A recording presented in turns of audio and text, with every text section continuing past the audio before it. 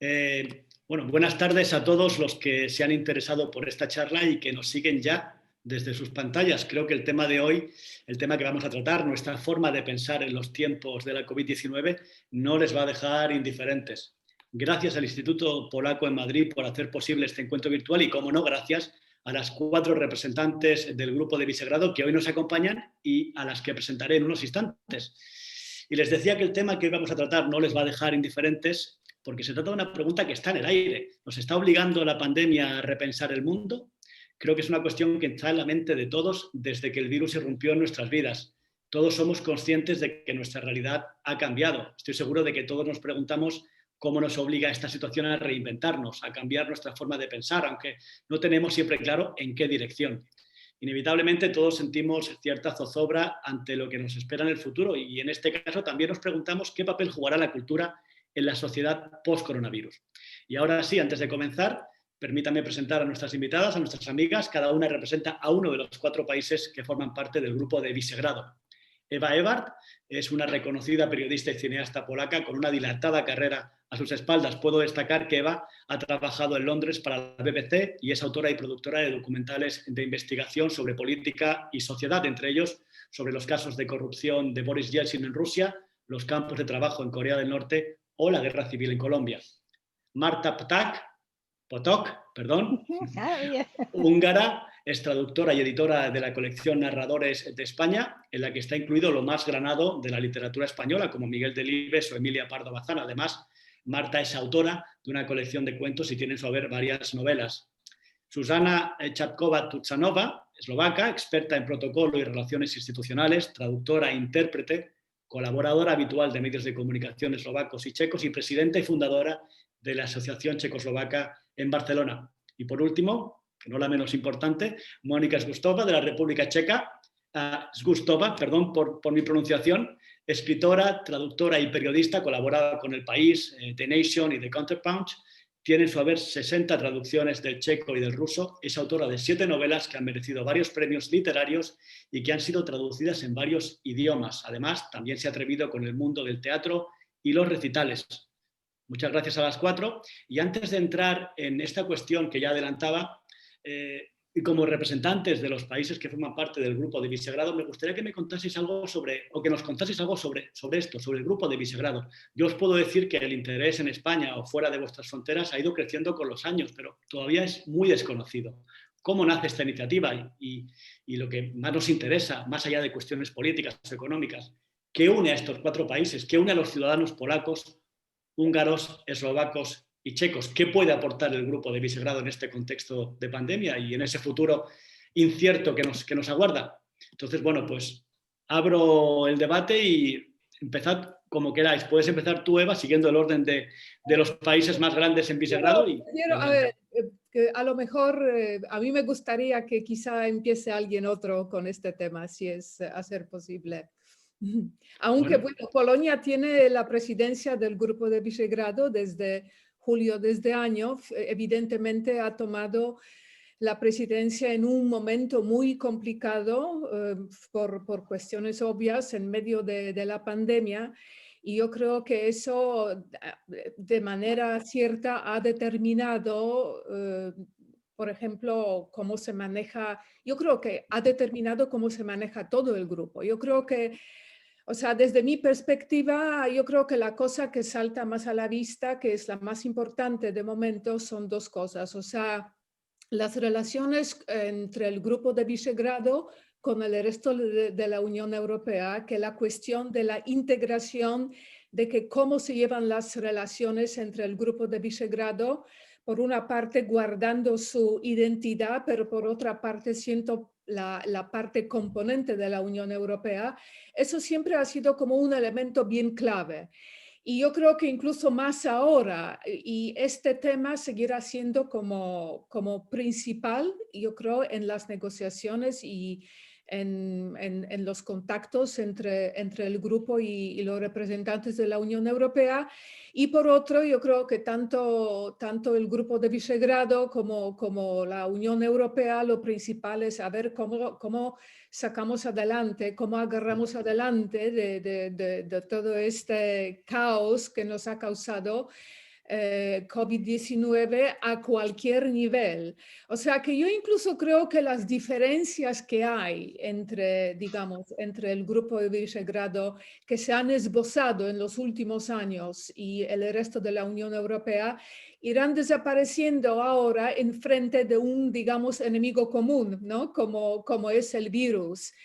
Y bueno, eso es un poco más que nada una, digamos, una perspectiva política. Evidentemente a Polonia le toca ahora como llevar el grupo. Yo creo que otro reto que tenemos, otro desafío dentro del grupo de Visegrado, es que dentro de nuestra comunidad de 4 miembros tampoco hay como acuerdo absoluto en varias cuestiones. Y, o sea, eso es otro nivel donde tendremos que encontrar manera de manejar el interés común, ¿no? Porque yo creo que desde la perspectiva polaca, creo que lo más importante ahora en los últimos meses, quizá incluso en los últimos años, es la cuestión de guardar y de subrayar mucho su identidad, ¿no? De guardar tradiciones, de guardar la cultura para que no sea, digamos, cometida, por decirlo así, por no encontrar otra palabra mejor,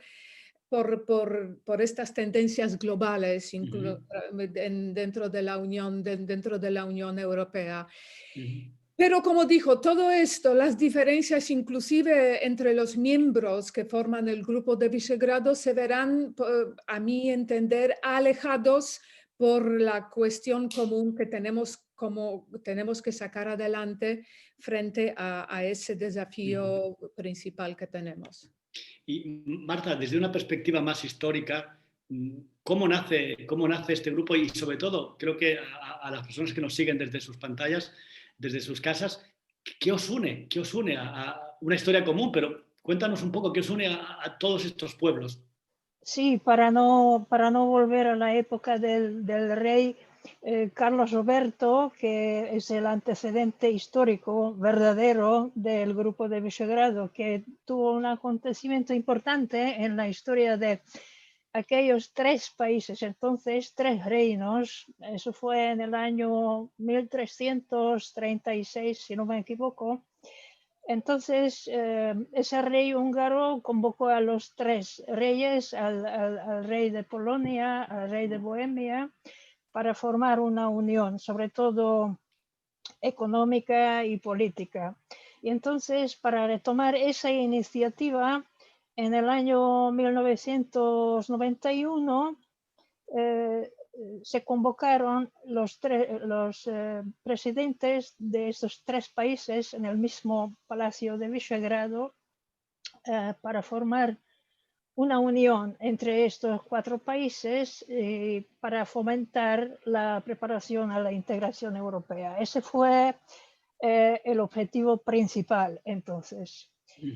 Pero evidentemente, como tanto Polonia como la entonces Checoslovaquia y Hungría se unieron en el año 2004, esos objetivos tuvieron que cambiar, claro está.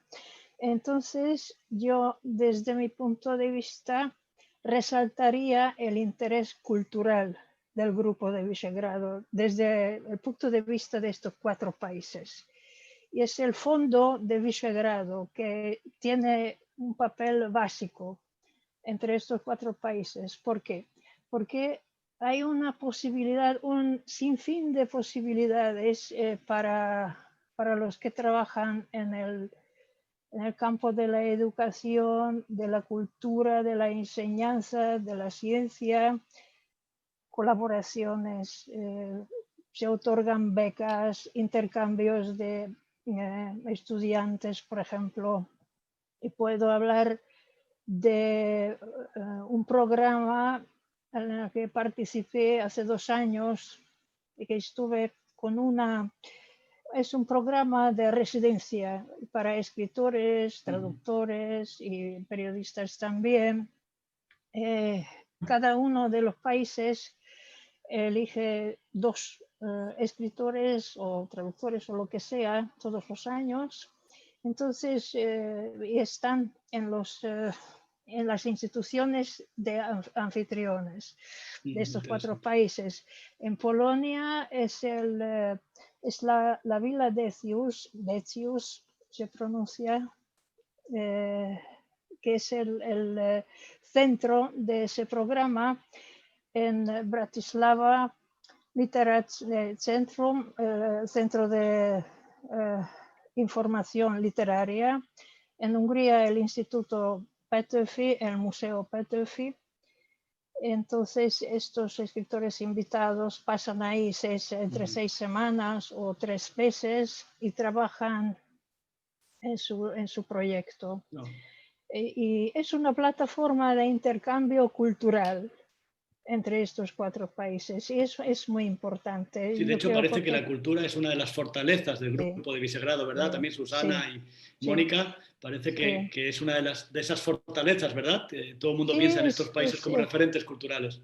Claro está, y yo creo que para nosotros el pasado común es lo que nos une. Y en Hungría puedo decir que, por ejemplo, para nosotros un escritor como Bohumil Hrabal o Karel Čapek parecen como si fueran húngaros, ¿no? Porque están tan bien traducidos y tan conocidos, o Vítor Gombrowicz o Tadeusz Kantor, que son dramaturgos polacos. Aquí la tradición del teatro es común con la de Polonia, por ejemplo, y con Eslovaquia, claro, esa historia común que entre eslovacos y húngaros.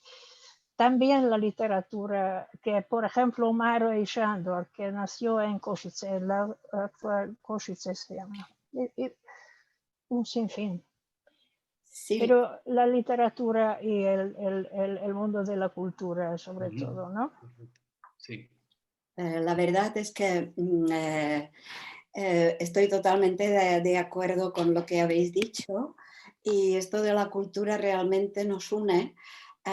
Y creo que esto es lo que tenía en cuenta también Václav Havel en los años 90, cuando estaba un poco detrás de este proyecto de juntar a esos 4 países en una especie como de bloque que se tenían que ayudar, ¿no?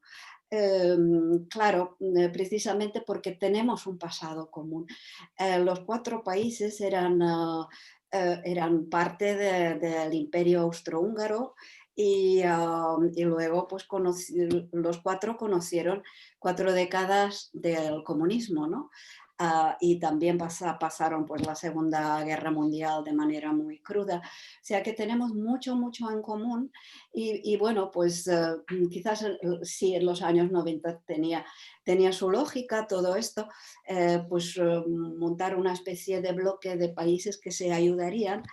Y porque es cierto que nos sentimos como muy cercanos,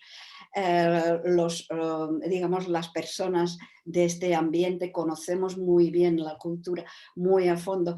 Yo misma, cuando escribí una biografía de Bohumil Hrabal, los primeros que la tradujeron eran los húngaros y los polacos, porque Hrabal para ellos realmente es como un autor nacional, lo mismo que Hašek con su Buen soldado Švejk.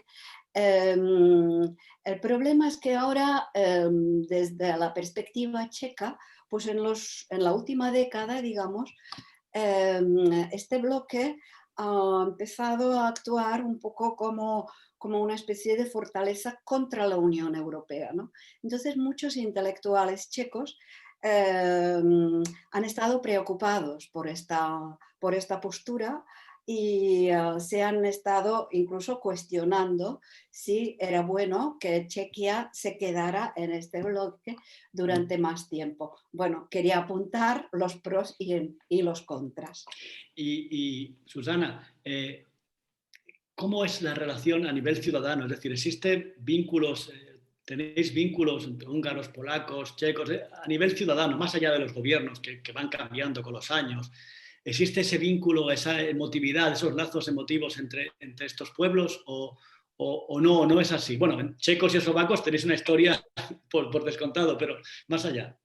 Sin duda existen vínculos y como tú mismo has comentado, entre los checos y eslovacos este vínculo sigue existiendo, yo creo que de una manera bastante ejemplar, ya que, por ejemplo, la televisión estatal, tanto en Eslovaquia como en República Checa, emite programas donde los presentadores cada uno puede hablar en su idioma. Quiero decir, en eslovaco, en checo, y no se traduce, no hay ninguna subtitulación, no hay ninguna traducción, con lo cual seguimos siendo muy hermanos a este nivel. Es una curiosidad. Mi generación quizás sea de las últimas que ha crecido en esta duplicidad de dos idiomas como algo sumamente normal, donde si tú nacías en Eslovaquia o en la parte eslovaca, estudiabas en eslovaco la literatura eslovaca, pero también la checa y entendías perfectamente de los dos idiomas. Y también al revés. De hecho, ahora que se acercan las Navidades y hablamos de cultura, hablamos de danza, de música, de filmografía incluso, República Checa, tanto como Eslovaquia, son famosos por sus localizaciones para hacer películas, porque disponemos de muchos parajes naturales y también de muchos castillos, muchísimos castillos, más derruidos o menos, pero son muchas veces objeto de grabaciones, no solamente por la localización, sino también por la buena calidad de los estudios de filmación y también de estudios de grabación, de estudios de música.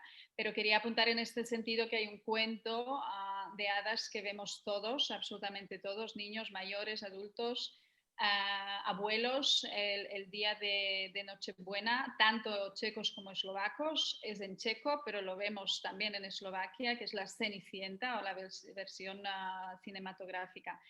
Y esto habla de la buena relación y de la buena hacer que ha quedado, aunque nos hemos separado.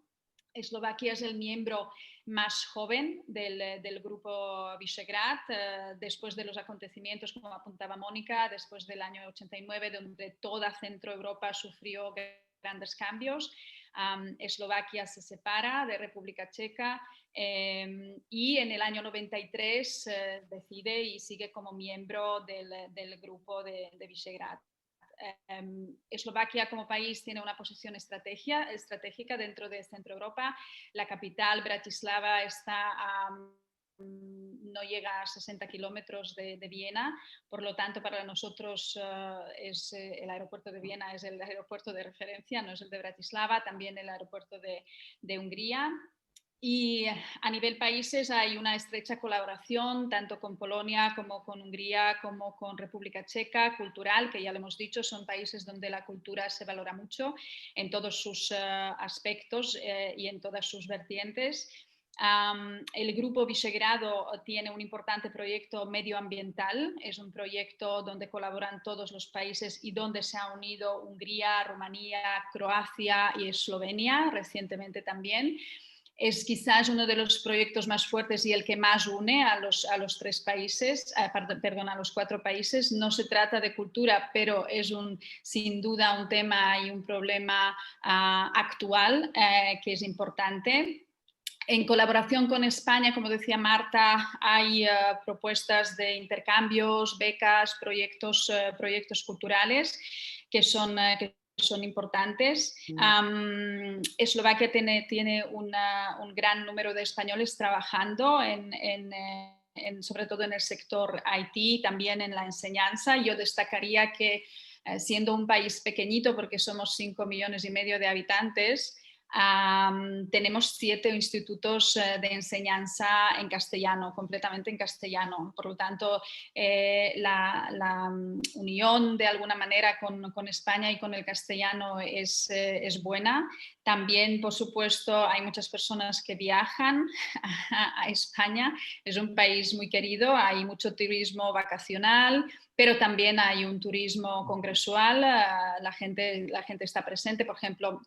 La semana que viene en Barcelona se celebra uno de los congresos del sector turístico más importante, que es el ABTM. Eslovaquia tiene presencia y, por supuesto, también República Checa, Hungría y Polonia. Este año, debido a la situación que nos encontramos, no será un encuentro presencial, sino que será virtual. Será muy curioso porque es la primera vez en la historia de este congreso que se realiza así. Y volviendo un poquito a la historia, a lo que comentaba tanto Marta como Mónica, tenemos ese pasado común de Imperio Austrohúngaro, de tradiciones de celebración de Navidad, incluso platos que son muy similares, ¿no? que a veces es preferente no discutir de si es un plato húngaro o es un plato eslovaco, pero que todos nos gusta y todos lo comemos. Y como apunte cultural, quizás último, decir que para los amantes de la historia y los que les gustan las películas históricas, ya que he hablado un poco de filmografía, Sisi, Emperatriz, que fue retratada en tantas películas y documentos, fue coronada en lo que es hoy la capital de Eslovaquia, en Bratislava, en la Catedral de San Martín. Por lo tanto, si alguien visita, que nos esté viendo, escuchando, que vayan a verlo y sabrán este dato histórico. Muchas gracias a las 4 por estas pinceladas sobre el grupo de Visegrado que no para todo el mundo es tan conocido y que bueno, sigue siendo un gran desconocido, no solamente en España, imaginad en el resto del mundo en español, en el mundo hispano, por ejemplo. Entonces, es fantástico que nos hayáis acercado diferentes perspectivas. Bueno, y a partir de aquí ya sabemos que existe una unión política, cultural, histórica. Bueno, pues de esa unión... sus opiniones y su visión sobre lo que está pasando ahora es más importante que nunca. Por tanto, os lanzo la pregunta directamente. ¿Esta pandemia nos está obligando a cambiar nuestra forma de pensar? Como primer plato, ¿qué me decís? Bueno, yo estaba escuchando con mucho cuidado, sobre todo a Susana, y poniendo hincapié en todo lo que significa común, ¿no? Una actividad común dentro del grupo del Visegrado, los planes, qué vamos a hacer dentro del ambiente cultural, etcétera. Y me pregunto cómo lo vamos a realizar estos planes tan ambiciosos en el mundo post-COVID, que es un escenario cambiante. Y yo voy incluso como una especie de provocación, poner qué es lo que yo pienso, cómo vamos y en qué dirección anda marcha el mundo. Y a mí, o sea, yo temo mucho, sobre todo, o sea, represento una profesión que también significa trabajando con personas, trabajando, o sea, estando con la gente, pero yo creo que nuestra vida sigue hacia la dirección de una atomización, que lo común seguirá siendo reemplazado por lo individuo. Yo creo que incluso antes, en el tiempo antes de la pandemia, nos hemos desintegrado bastante. Hemos perdido la capacidad de ver la vida en su totalidad. Nos hemos fragmentado y yo creo que este proceso que se va agravando con todas las restricciones que nos ha impuesto la pandemia, va a ser facilitado hacia hacia una atomización. Y más, yo creo que cada vez nuestra vida, y nuestra reunión es un ejemplo vivo de esto, va a ser manejada por el mundo de tecnología. O sea, las relaciones humanas cada vez directas, cada vez se ven más reemplazados por encuentros por el Internet, las plataformas digitales como el Zoom, como WhatsApp, como YouTube, como Skype. Es como ahora llevamos nuestra vida, tanto profesional como vida privada, como vida de ocio. Y yo creo que, o sea, es imprevisible, no se puede, creo, poner ningunos escenarios absolutamente fijos, pero me temo, hay muchos escenarios cómo va a cambiar la vida. Pero yo creo que este proceso de atomización, de que lo común cada vez se va a ver hacia más individual.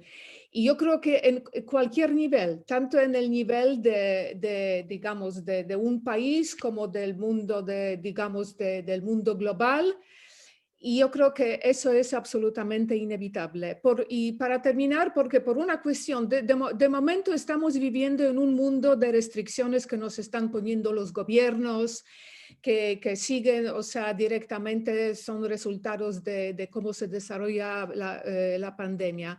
Pero no pensamos tanto de las autorrestricciones que de manera subconsciente nos ponemos en nosotros mismos. Será por miedo, será por cómo está cambiando el mundo a causa de esta pandemia, que somos como casi más miedosos que cómo vamos a encontrarnos como individuos frente a otros a nivel personal y también, digamos, a nivel, yo creo, también lo vemos digamos, a nivel, digamos, político, que el mundo global cada vez, eso incluso empezó antes de la pandemia, que el mundo global cada vez se está volviendo hacia, digamos, más individualismo, más nacionalismo.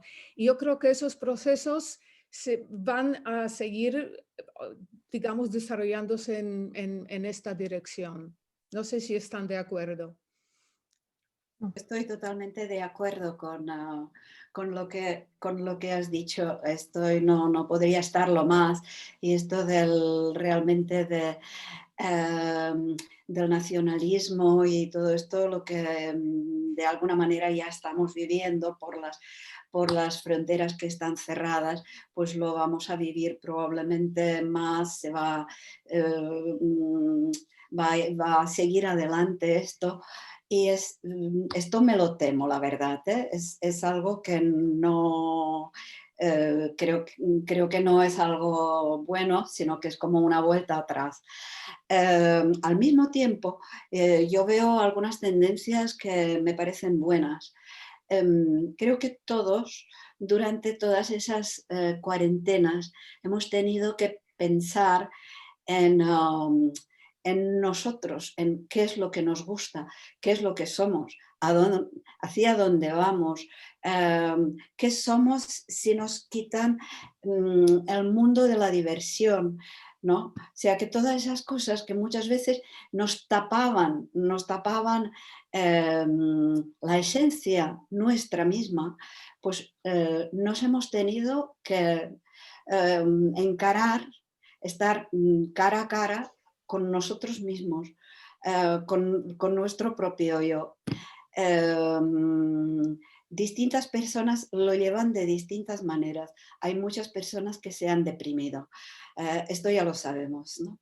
Pero yo veo algunas tendencias que son fabulosas. Y es que, bueno, yo también viví de niña, de jovencita, los años del comunismo en Praga. Y entonces lo que vi allí es que la gente leía muchísimo. Los libros vamos, tenían una tirada enorme, ¿no? Entonces, luego esto desapareció con la democracia porque había como mucha diversión, muchas otras cosas, muchas cosas en que la gente podía ir vamos, no sé, muchísimos restaurantes, amigos, bueno, había como muchísimas cosas. Entonces ahora, como estamos la mayoría del tiempo o encerrados o semi-encerrados, y entonces, claro, no nos podemos, por ejemplo, ahora, al menos aquí donde vivo yo en Barcelona, pues el toque de queda es a las 10, entonces es casi imposible ir a cenar. Entonces yo he visto que la gente lee muchísimo más que antes. Lo dicen tanto los libreros como lo dicen los editores, ¿no? Yo cuando entro en una librería, y en Barcelona están poniendo 2 grandes librerías nuevas, ¿no? O sea que supongo que saben lo que hacen, nadie quiere perder dinero, y ven público para esto. O sea que esto a mí me da como muchísima esperanza. Y cuando he empezado con mis años de comunismo, era como para decir que se parecía en el sentido de que no había tantas posibilidades de salir, ¿no? Entonces esto a mí me da una esperanza de que la gente viva un poco más, pues, con sus verdaderos intereses como la lectura, como escuchar música, incluso si es en casa, ¿no? Pero bueno, yo creo que hay como muchísima más introspección después de lo que hemos pasado, estos periodos de la cuarentena, que son como una especie de espacios liminales que luego tienen como desembocan en algo un poco distinto, porque iguales no seremos cuando se acabe todo esto. Tenemos ganas de volver a la vida de antes, pero tal como ha dicho Eva y posiblemente dirán las otras, pues la vida igual no será. A ver qué decís vosotras. Marta, Susana. Sí, Seguramente igual no. Yo creo que este tiempo desde marzo nos ha hecho frenar, nos ha hecho parar. Como dice Mónica, hay una introspección que es buena. La podemos ver de manera buena, por supuesto, o de manera mala.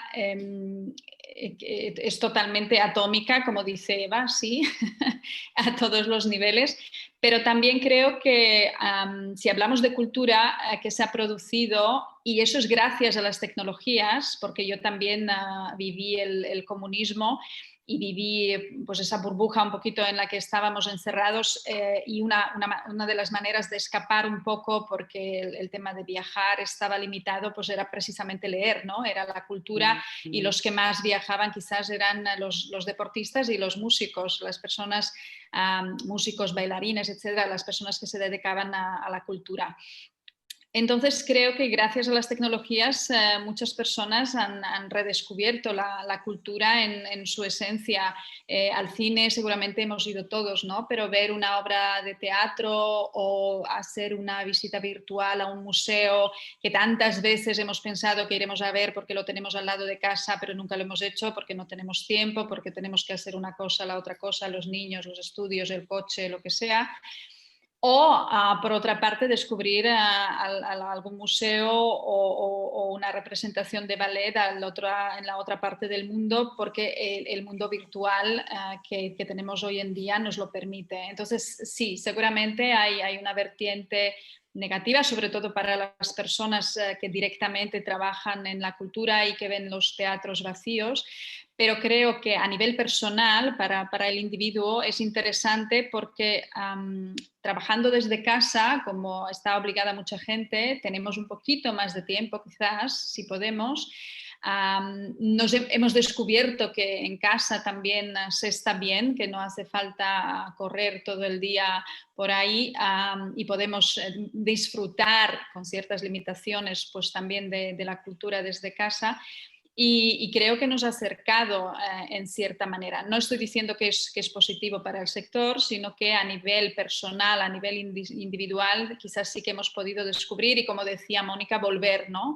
Volver a leer, sea un libro físico, sea un libro electrónico, ver esa obra de teatro que nos permiten ahora verla virtualmente, o visitar ese museo, o leer sobre algún autor o sobre algún espacio que hemos querido conocer.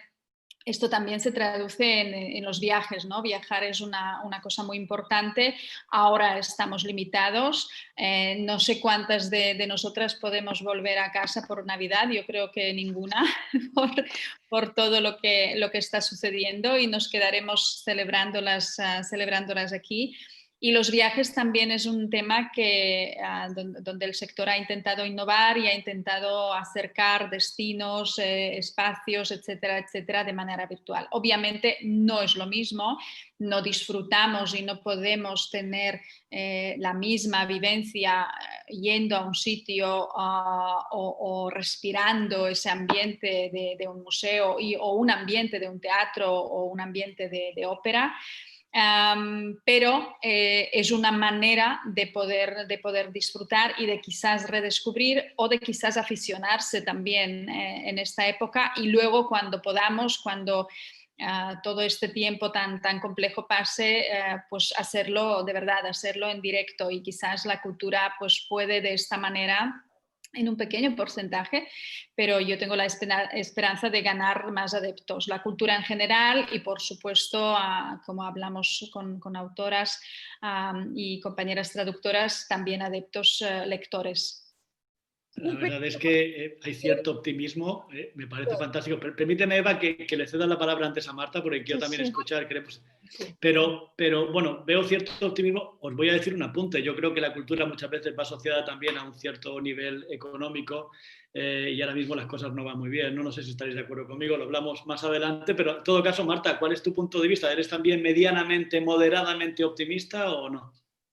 Sí, porque, bueno, tengo que ser optimista, por supuesto, porque yo creo que con esta pandemia la humanidad ha recibido una oportunidad para prestar atención a Pachamama, que llaman los indios a Pachamama, porque basta pensar en la última película de David Attenborough, que es lo que hay, que el planeta sufre de nosotros y tenemos que pensar en el planeta.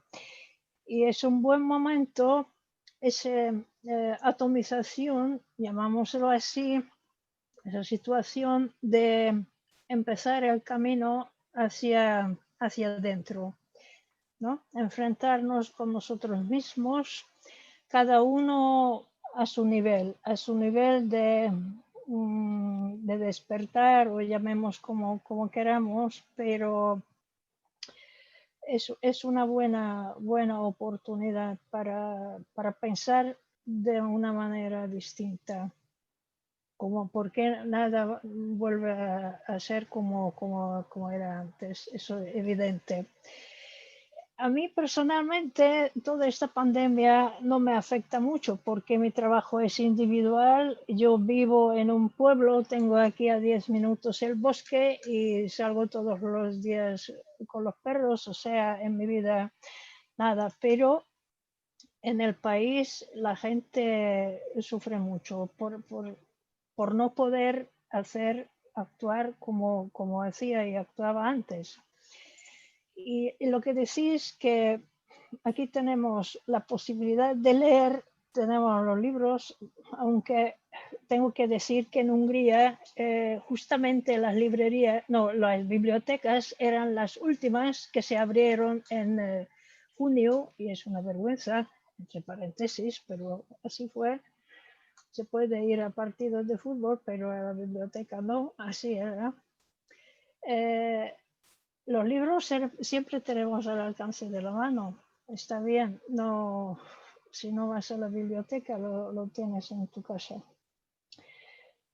Pero bueno, es la última oportunidad de pensarlo bien, porque somos tantos en el planeta que el pobre planeta no aguanta tanto. O sea, si no cambiamos de nuestras costumbres, de vivir, de consumir, de dejar huellas ecológicas, entonces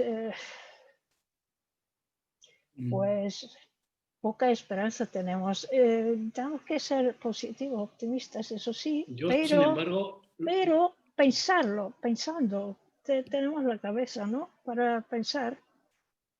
Ya te decía que yo lo que percibo ahora, si me permitís, más que esa visión relativamente hasta cierto punto positiva que exponéis, yo percibo miedo, percibo que mucha gente tiene miedo y es incapaz de hacer planes a medio, incluso a largo plazo. Entonces todo eso genera ansiedad. Yo quizás me quedo en esto, que es lo más superficial dentro de esa atomización que vivimos, que comentabas, Eva. No sé si estáis de acuerdo, que vivimos un periodo de miedo, de inquietud, de ansiedad. Bueno, si yo puedo hacer pequeños comentarios a las dos colegas que intervinieron últimamente. Sobre todo, muchas gracias, Marta, a ti por haber tocado el tema de Pachamama, porque es justo el tema que yo, como cineasta, directora de documentales, me he ocupado en mi trabajo en los últimos 3 años, y directamente viajando, filmando, pude ver el impacto del ser humano sobre el planeta.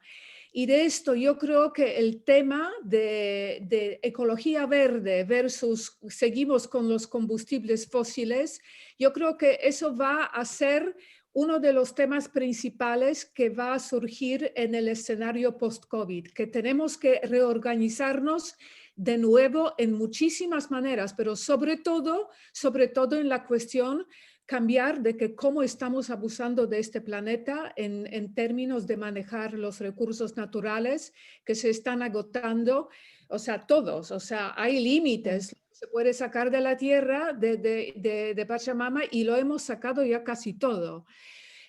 Para dar un punto un poco de optimista en este sentido, en este tema, he leído una historia tremenda de Nueva Zelanda, de una familia que es propietaria de de una tierra virgen, que por últimos 100 años siempre eran propietarios de esta tierra virgen, y ahora han decidido a otorgar todo este territorio, que son como 900 hectáreas, para que el público lo cuide, para que todo el público en Nueva Zelanda pueda disfrutar. Qué lindo. Y dicen que estaban pensando este tema en los últimos 4 años y finalmente justo en medio de la pandemia decidieron otorgar estos terrenos vírgenes que son llenos de biodiversidad, que son prístinos, que son como...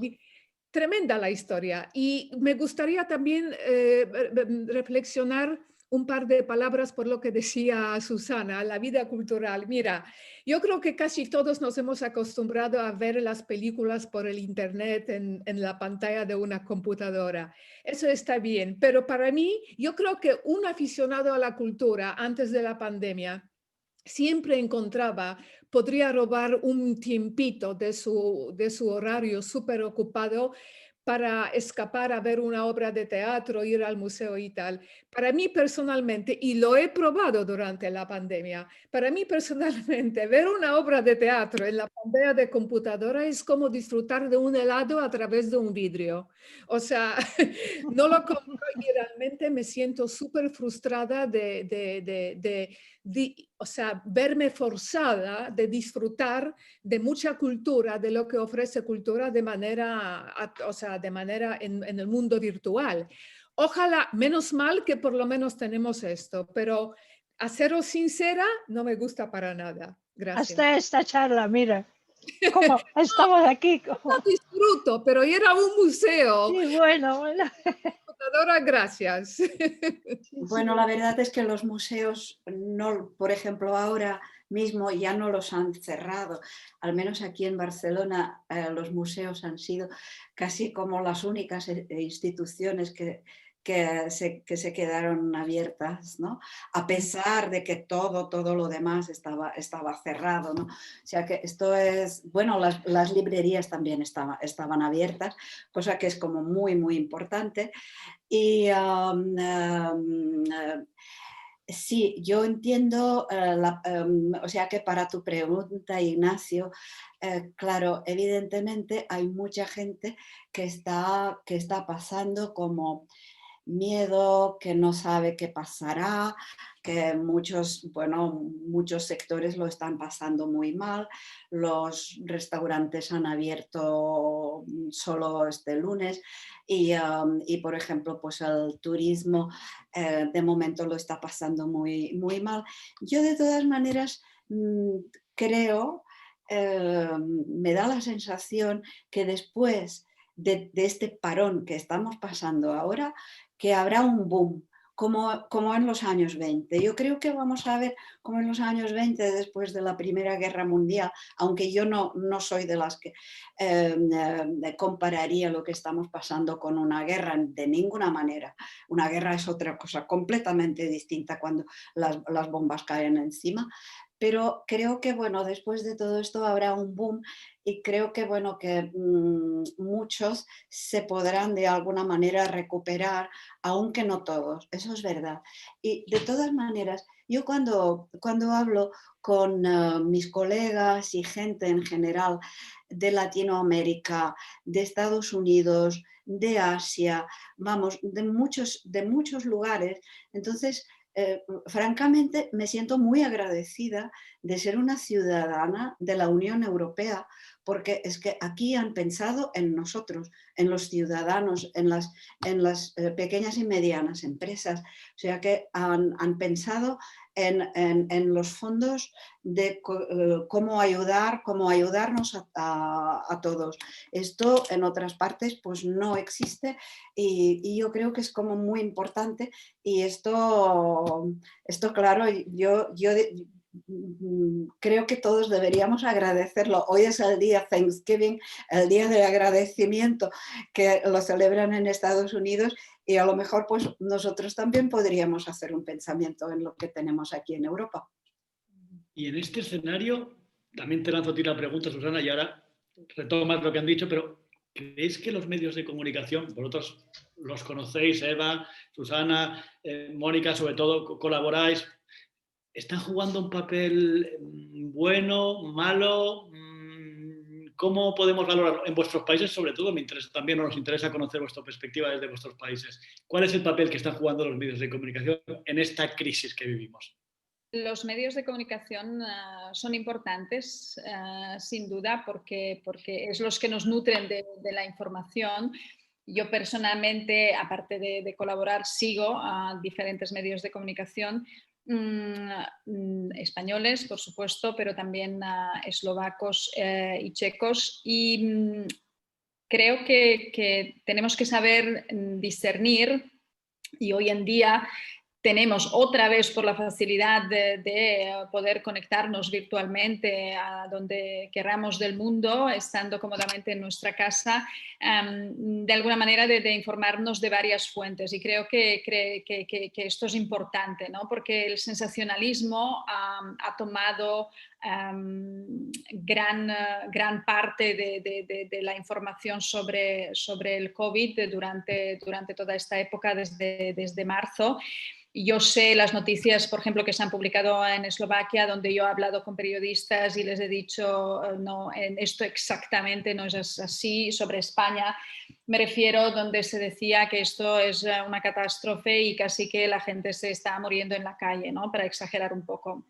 Y entonces muchas veces hay que corregir, y parece mentira que estando hoy tan conectados, porque tenemos esta opción y no tenemos que enviar un telegrama o una paloma mensajera a una información que no llega. También es cierto que España es un país muy grande, que a veces la información llega sesgada, que lo que pasa en Madrid no pasa en Barcelona o en Marbella. Y entonces es complejo. Para mí, definitivamente, los medios de comunicación juegan un papel importante, a veces positivo y a veces negativo, y creo que está en nosotros individualmente pues, saber elegir y saber discernir. El sensacionalismo es un arma potente a todos los niveles, no solamente sobre las noticias que se refieren a COVID, sino sobre cualquier otra. Y quizás estos países más jóvenes, y hablo ahora por Eslovaquia y también un poquito, con el permiso de Mónica, sobre República Checa, este periodismo sensacionalista está siendo aún en auge porque somos países muy jóvenes en este sentido, y entonces hay nuevas cadenas de televisión que necesitan un share positivo, que necesitan interesar a la gente, y entonces esto a veces prima más que dar la noticia desde una cierta calma. Y retomando lo que comentaban antes las compañeras y la pregunta que lanzaste, Nacho, seguramente el miedo existe porque nos enfrentamos a una situación completamente nueva, que si nos dicen hace 2 años que pasará esto y vamos a ver una película parecida al cine, no nos lo creemos y pensamos que es una producción de Hollywood. El miedo existe seguramente por la falta de poder expresarnos como estamos acostumbrados, de poder encontrarnos con las personas, con las familias, de tener la libertad cohibida, como decía Eva, de no poder ver esa obra de teatro en una butaca. Pero por otra parte tenemos que pensar que si quizás clicamos y la vemos desde casa y compramos la entrada igual, estamos contribuyendo a una buena causa. Y creo que sobre todo nos ha obligado a esta introspectiva que ya han comentado las compañeras, de estar con uno mismo, ¿no? De a veces el miedo, porque teníamos tantas cosas que hacer y siempre no llegábamos con el tiempo, de que ahora la calma, unos porque pueden trabajar desde casa y tienen más tiempo, otros porque por desgracia han perdido el trabajo, la calma y el mirar dentro y el reflexionar sobre qué está pasando y cómo será el mundo después, que no será como antes, también produce miedo. Mónica decía que cree que viviremos un boom como en los años 20. Yo no soy tan optimista, igual que en el otro sentido cultural sí, en este creo que no, y sobre todo en un país donde la vida externa, donde la vida fuera de la casa, del hogar, es tan importante, es tan potente y es un tema cultural, es un tema ya casi de necesidad, ¿no? de tomarte ese café, de salir fuera. Para nosotros en los países de Centro Europa es una cosa que hemos aprendido, porque la vida se desarrollaba mucho más en casa, no nos era tan importante, también por clima, obviamente, pero tomarte un café en una cafetería sí, pero no era cada día, ni te tomabas 2 cafés cada día. Entonces, la diferencia cultural quizás también puede sugerir diferentes tipos de miedo, de aprensión o de vivencia de toda esta, no quiero decir tragedia, pero en parte sí. Y habéis hablado todas de esa introspección, de ese volver a uno mismo, desde un punto de vista incluso también filosófico. ¿Eso nos va a convertir en mejores personas? ¿Saldremos menos egoístas de todo esto? ¿O es un punto y seguido y cuando todo esto acabe volveremos a ser las mismas personas que hemos sido hasta ahora? ¿Qué pensáis? Yo creo que vamos a ser sobre todo diferentes, pero cómo vamos a ser exactamente, yo creo que es muy difícil de prever, justamente por lo que yo he notado antes, que post-COVID, la realidad post-COVID es un escenario cambiante de un día para otro. Yo quería también llamar vuestra atención a algo que a mí me ha llamado la atención, y yo creo que se hace muy poco hincapié, que, por ejemplo, como he mencionado, yo creo que cada vez vamos a ver nuestra vida manejada por el mundo de tecnología. Por ejemplo, la enseñanza que se da en muchas escuelas. Eva, ¿eso es malo o bueno? Bueno, Bueno. no, mira, en este sentido, yo creo que se debería iniciar algunos discursos, algunos análisis para ver cómo eso impacta a los jóvenes, a la generación, que para mí, a la generación joven, que se ven desposeídos de su, digamos, juventud temprana, digamos, con alegría, sin problemas. Yo les veo como un poco víctimas colaterales de todo este COVID, porque no se les hace mucho caso. ¿Qué es cómo daña y cómo afecta la psíquica a un jovencito que se ve desde hace meses forzado a sentarse en frente de la pantalla y aprender y así ir a la escuela? Fíjate que en Italia recientemente los alumnos se pusieron de huelga y empezaron a forzar a que se abren las escuelas. ¿Hasta dónde hemos llegado? Por eso digo de que yo creo que eso va a ser también muy importante, que nos está creciendo toda una generación que que va a ser sumamente afectada por ese trauma COVID, y que de momento entre tantos problemas que tenemos, es un aspecto totalmente descuidado, a mi entender. No sé Tampoco olvidéis que el acceso a la tecnología no está al alcance de todos. Hay familias que no tienen internet, ordenadores y se quedan fuera. En una aldea en Polonia donde ni siquiera llega el internet porque no hay conexión. Bueno, no se hizo esos estudios. ¿Cuántas personas por meses se quedan sin educación alguna? Eso yo creo que es uno de los problemas. Bueno, hay tantos. De momento nos estamos ocupando de lo más urgente, ¿no? De atender a las personas que caen enfermas, que se están muriendo, salvarle las vidas, etcétera. Pero por detrás nos están creciendo unos monstruos en términos de problemas, que yo creo que enfrentarlos en un futuro va a ser una tarea sumamente difícil. Sí. Una cosa, eso es importantísimo lo que dices, en todos los países. Algo, quería señalar una cosa, que entre los jóvenes, aquí en Hungría, por ejemplo, es muy importante dar una fiesta después de los exámenes de bachillerato. También en Polonia. Y pues para los jóvenes despedirse del instituto es importantísimo. Y hay baile, fiesta y todo esto, serenata a los profesores. Y todo esto en este mayo no ha sido posible. Y es también psíquicamente quedar sin ese recuerdo que te acompaña durante toda la vida.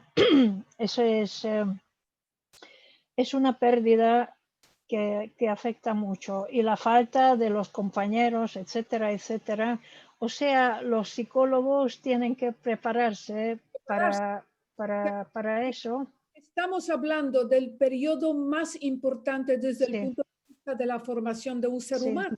sí, La época sí, de la escuela, de sí, eso, sí. ese es el tema, este tema yo lo estaba Sí. siguiendo un poco porque me interesa por Sí. cuestiones que conozco, tengo en la familia o sea, casos así, y veo que está totalmente descuidado. Perdidos. Sí. Sí. Y eso también afecta, por supuesto, al amor, a la soledad, Todo. a las relaciones. Todo. No sé cómo lo veis, si se puede hablar de un amor en tiempos de la pandemia.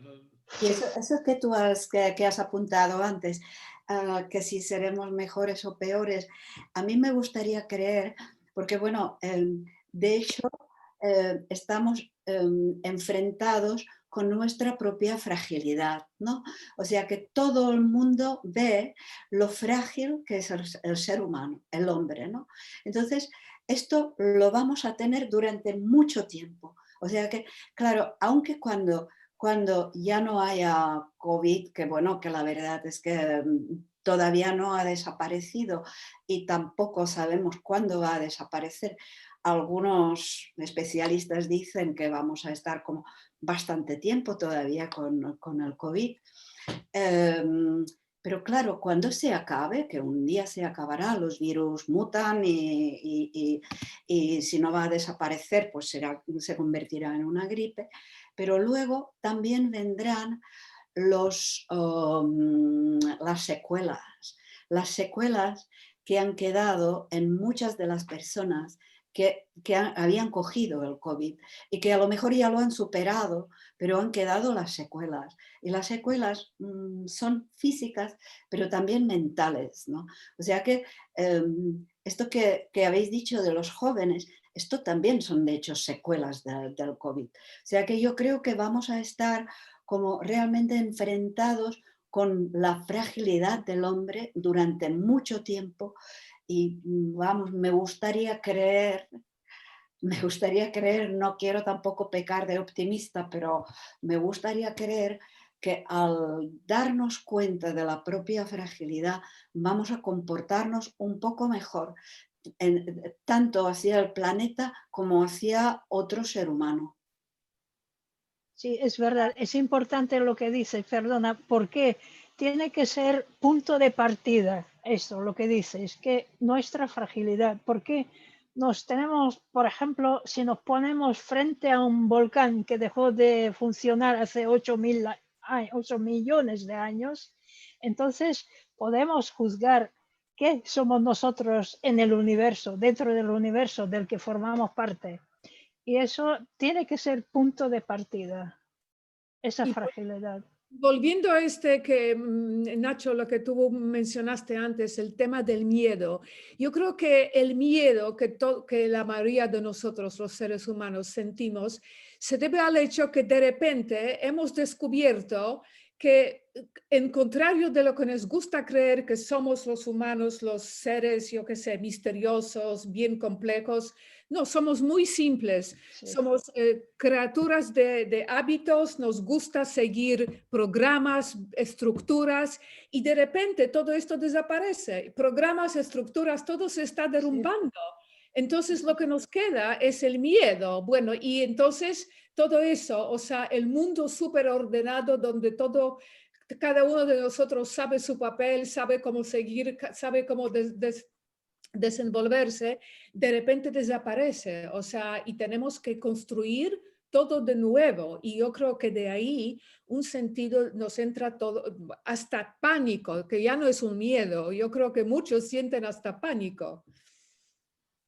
Sí, bueno, pues estamos llegando a nuestro final. Yo os voy a pedir ahora que hagáis un poco de pitonisas, que miréis en vuestra bola de cristal y bueno, y hagamos un ejercicio de ver un poco más allá. Vamos a ver qué pensáis, cómo pensáis que vamos a estar, pongamos de aquí, pues no sé, a 2 años, una vez que entre en marcha la vacuna. Muy breve, en un párrafo, ¿cómo veis ese mundo? ¿Cómo veis, qué veis en ese mundo? Intentad mirar más allá y bueno, a ver qué sale de este ejercicio. Susana, por ejemplo, empezamos contigo. Gracias, Nacho. Yo creo que estaremos mejor, pero que sin duda nos tendremos que acostumbrar y ahora estamos haciendo el proceso y nos estamos acostumbrando a vivir una otra realidad. No sé si nueva, creo que otra. Concluyendo un poquito y enlazando con lo que han comentado las compañeras, el mundo necesita restar, digamos, un nuevo comienzo en este sentido, nosotros mismos, porque el planeta nos está diciendo que pasa algo. De hecho, cada 100 años más o menos sufrimos algún tipo de grave enfermedad o pandemia que nos hace frenar, ¿no? Hace 100 años con la gripe española estábamos en un escenario muy parecido, en un mundo no tan evolucionado, porque obviamente en 100 años el mundo ha cambiado. Y creo que justamente, y vuelvo a las tecnologías, a la posibilidad de conexión, recordando un poco a lo que decía Mónica, que hemos vivido en el comunismo, donde los que hemos tenido la oportunidad de viajar, de salir del país, de hacer, esperábamos una cosa que también se ha perdido mucho, las cartas, ¿no? En aquella época que te llegara una carta y que quizás estabas esperando un mes era una cosa maravillosa. Ahora te escriben un WhatsApp o un Viber o te conectas por Skype y por Zoom y todo está solucionado. Entonces, creo que estaremos mejor, creo que la vacuna ayudará, pero tendremos que tener también paciencia porque obviamente hasta que llegue a todo el mundo pasará tiempo. Creo que aún el tema de viajar se la ha limitado y espero y deseo que a nivel cultural, aunque sea con menos personas en ese teatro y en ese patio de butacas, pues se vuelva a llenar de gente y que redescubramos la lectura, como apuntaban las compañeras, que es muy beneficiosa para todos. A mí hago un apunte en lo que has dicho. A mí me preocupa el que se vaya generando una brecha entre ciudadanos de primera y de segunda cuenta de la tecnología y entre mayores y jóvenes, porque los mayores están quedando... Pero vamos, es un apunte. Mónica, haz tú ahora este ejercicio de pitonisa. ¿Cómo ves ese futuro post-pandemia? Danos tu visión. La verdad es que me sumo a la cultura, la literatura, la lectura, que espero que hayamos adquirido otras costumbres más sanas. Esta primavera todos hemos apreciado muchísimo la naturaleza, lo bonita que estaba cuando había como pocos coches, nada de aviones, etcétera, etcétera. Incluso ahora en este otoño también lo vemos una naturaleza preciosa, muchísimas flores, muchos árboles tan bonitos como casi nunca los hemos visto. Entonces yo creo que espero que aprendamos algo de esto, que no cojamos el coche cuando no sea absolutamente necesario. Y lo de los ciudadanos de primera y segunda clase, creo que como estaremos tan sabios, pues espero que también en este sentido intentemos hacer algo por los compañeros, por la gente que no estará a lo mejor tan bien como nosotros, o si nosotros no estamos muy bien, de todas maneras siempre hay alguien que estará un poco peor y que también lo ayudemos y vamos, que nos hagamos un poco realmente como más mejores personas a través del sufrimiento, porque hemos visto que gente que ha estado en las cárceles, gente que ha estado en el Gulag, en el fondo ha surgido de esas experiencias con una escala de valores muy bien percibida y muy estable, y entonces esperemos que nosotros también tengamos esta escala de valores y que la mantengamos. Muchas gracias, Mónica. Así que además de esa explosión de positivismo y de energía positiva que llegará, como llegó después de la Guerra Mundial, hablabas antes, también ves una sociedad más, bueno, más cohesionada hasta cierto punto, más solidaria y que aprende de esta experiencia dolorosa para mejorar. Bueno, ojalá, eres optimista.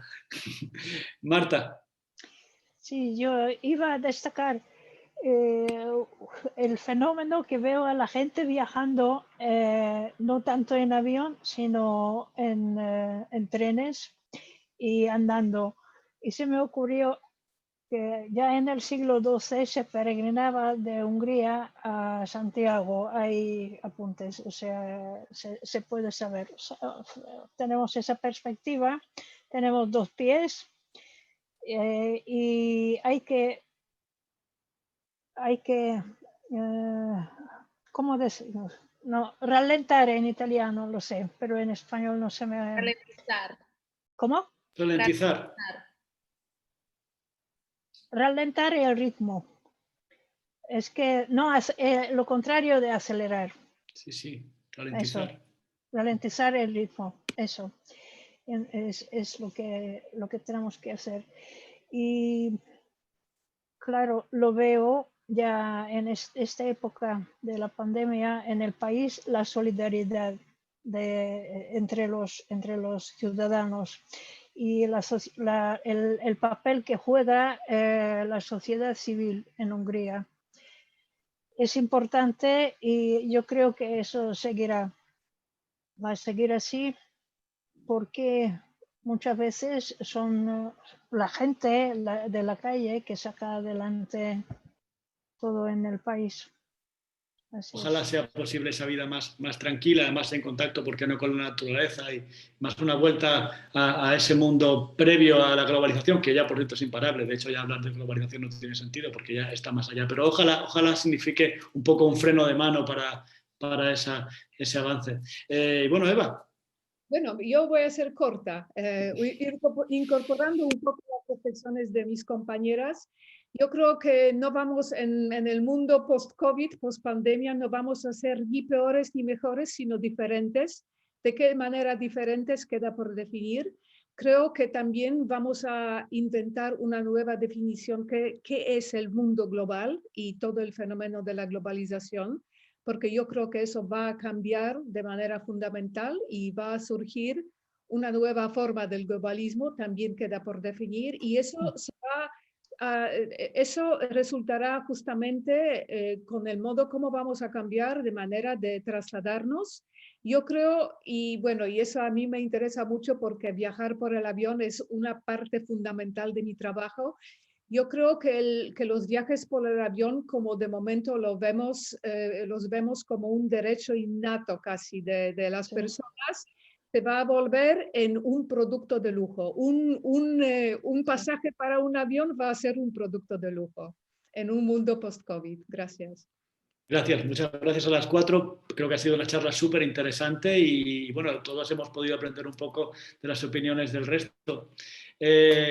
Nada más, os deseo que tengáis una fantástica noche y que ese mundo post-COVID sea, no sé si bueno, malo, diferente, pero al menos que se cumplan los mejores deseos que habéis expresado hoy aquí. Muchas gracias. Muchas gracias al Instituto Polaco por supuesto, gracias al Instituto Polaco por hacer posible este encuentro virtual y a esa tecnología de la que hablabais que está cambiando y bueno, esto es un resultado de esos cambios. Muchas gracias. Chao. Gracias. Buenas noches. Buenas noches, gracias.